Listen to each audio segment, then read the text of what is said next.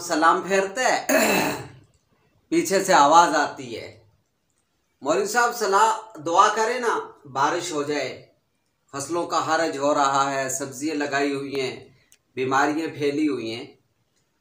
वो जितने भी लोग होते हैं बैठे हुए सारे हाथ उठा लेते हैं, मौलवी साहब भी हाथ उठा लेते हैं। अब ये मौलवी साहब की तो मजबूरी है, वो हाथ नहीं उठाएगा, दुआ नहीं करेगा बारिश के लिए तो जाहिर है 2 दिन के बाद उसे जवाब दे देंगे जी कोई नया मौलवी होना चाहिए। ये मौलवी साहब भी नहीं कहते और ये लोग भी नहीं कहते कि मौलवी साहब सबको कहें कि तौबा कर लें, अत्ताइबु मिन ज़ंब कमन ला ज़ंब लहू। ये गुनाह माफ होंगे, ये बारिश का रुक जाना और बेमौसमी बारिश होना ये गुनाहों ही का समरा है।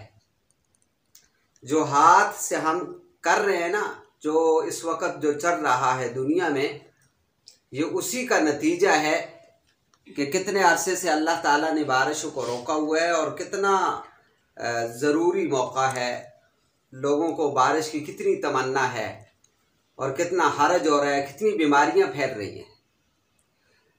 तो दुआ मांगने से पहले अपने गुनाहों की माफ़ी अल्लाह से मांगें, फिर अल्लाह से दुआ करें, या अल्लाह हमने तौबा कर ली है, हमारे गुनाह माफ़ फरमा लीजिए और हमारे ऊपर रहमत की बारिश नाज़िल फरमा लीजिए।